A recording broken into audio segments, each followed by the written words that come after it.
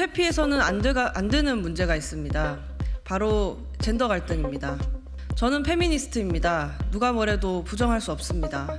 모든 남성은 가해자라는 명제의 기초에 페미니즘 정치를 하지 않겠습니다. 가족 성평등을 잘 해결하려면 병역 성평등에 대해서도 사회적 논의가 있어야 됩니다. 정부가 육아휴직 임금, 통상임금을 100% 보전하고 기업에서는 법으로 의무화해야 됩니다.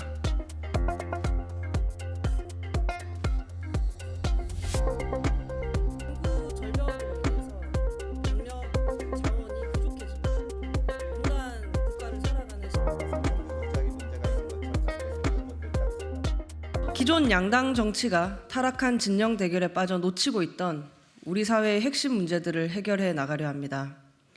노동시장의 불평등, 인구 소멸과 지역 소멸, 기후위기와 녹색 전환과 같은 문제가 우선순위라고 저희는 말씀드리고 있습니다. 그리고 회피해서는 안 되는 문제가 있습니다. 바로 젠더 갈등입니다. 저는 페미니스트입니다. 누가 뭐래도 부정할 수 없습니다. 저는 페미니즘이 우리 공동체를 더 좋게 만들 수 있다고 믿고 정치를 시작했습니다. 앞으로 성평등은 신당의 주요 가치가 될 것입니다. 구조적 젠더 격차와 차별에 맞서 지난 수십 년간의 노력이 우리 사회의 진전을 가져왔습니다. 이러한 성평등 정치와 사회운동은 격차와 차별을 불러온 기성 구조에 대한 도전을 의미하기에 갈등을 피할 수 없었습니다. 이 갈등은 지난 수년간 위험 수위에 도달했습니다. 온라인에서의 갈등을 지켜보시면 중장년 세대의 이념 갈등과 비교가 되지 않을 정도입니다. 젠더 갈등은 실수를 용납하지 않고 중간이나 온건한 입장이 존재하지 않는 영역이 됐고 그 양태는 진영화된 양당 정치와 다르지 않습니다. 기성 정치는 이 심각성을 잘 이해하지 못합니다.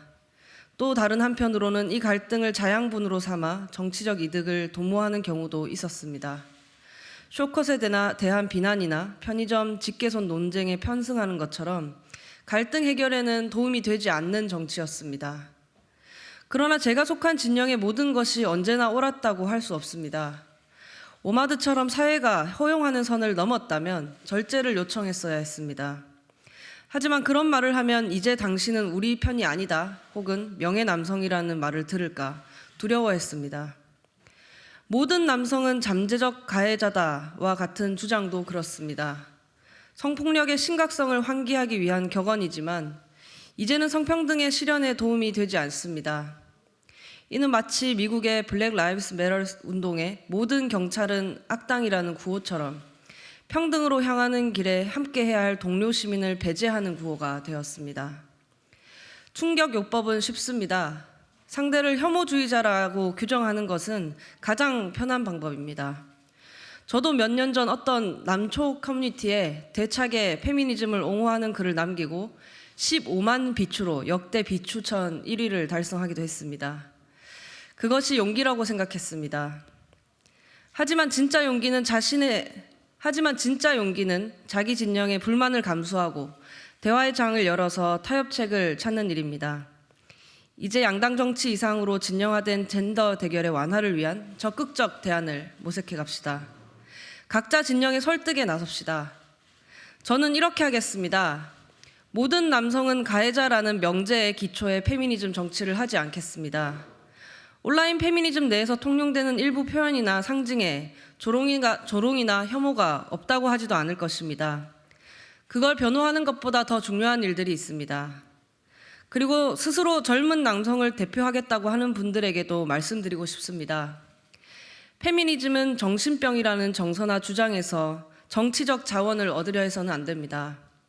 당장 얻을 이익이 있을지 몰라도 사회 전체에는 더 큰 손해를 입히게 됩니다. 이런 절제에 대한 합의를 합시다. 그리고 성평등을 위한 진짜 문제들을 논의합시다. 여성에 대한 커리어 포기 강요, 고정된 성 역할이 불러온 저출생 문제를 어떻게 해결할지, 과연 할당제가 남성들의 기회를 빼앗고 있는 것인지 쟁점과 문제들을 해결해 나갑시다. 기성을 극복한 우리의 정치에서 불가능한 것은 없어야 합니다. 저도 용기를 내겠습니다. 감사합니다. 지금부터 정책 관련해서 금태섭 대표님께서 말씀해 주시겠습니다. 안녕하십니까. 새로운 선택 금태섭 대표입니다. 22대 총선에서 정치권 모두가 진지하게 토론해야 할 점으로 두 가지를 얘기하고 싶습니다. 하나는 먼저 유호정 의원님께서 말씀하신 젠더 갈등을 정치적으로 이용하지 말자는 것입니다. 또 하나는 초저출생 대책으로 젠더 쟁점을 진지하게 고려해야 한다는 것입니다. 새로운 선택이 제안하는 것은 우리 사회에 제2차 성평등이 필요하다는 것입니다. 병역에서 가사까지 성평등이라고 이름을 붙였습니다. 최근 학계의 논의를 보면 성평등이 초기에 전개되면서 낮은 출산율이 나타납니다. 그러나 출생률이 다시 복원되는 나라들을 보면 제대로 된 성평등, 가정에서부터 직장까지 성평등이 제대로 이루어질 때 출생률이 복원되는 것을 볼 수가 있습니다. 가정에서 또 가족 내에서 성평등을 이루려면 한국 같은 나라에서는 한 가지가 더 필요합니다. 바로 병역 문제입니다. 군대에서 나라 지키는 남자, 그리고 집에서 가족 돌보는 여성이란 성역할 구분이 한국의 가장 전통적인 가부장제에서 기초한 것입니다. 남성 독박 징병, 그리고 여성 독박 가사가 동전의 양면처럼 맞물려 있습니다. 가족 성평등을 잘 해결하려면 병역 성평등에 대해서도 사회적 논의가 있어야 됩니다. 새로운 선택은 병역 부분의 성평등과 관련해서 사회적 논의를 시작할 것을 제안합니다. 당장 어떤 제도 개선은 아니더라도 이제 이 얘기를 할 때가 됐습니다. 또 하나는 가사 부분의 성평등과 관련해서 정부가 비용을 전적으로 부담하고 기업이 의무적으로 시행하는 남성 육아휴직을 제안합니다. 스웨덴의 라떼파파를 한국에서도 해보자는 겁니다.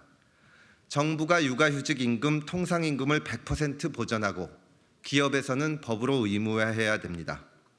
아이 한 명당 부모 1년 육아휴직 보장하고 남성이 6개월을 반드시 하도록 해야 합니다. 새로운 선택은 성숙한 대한민국을 만들기 위해 가장 필요한 최우선 과제 중 하나가 성평등이라고 생각합니다. 새로운 연합정당은 성평등을 최우선으로 하는 정당이 되겠습니다. 제대로 된 페미니즘 정당, 인구 위기를 해결하는 정당이 되겠습니다. 감사합니다.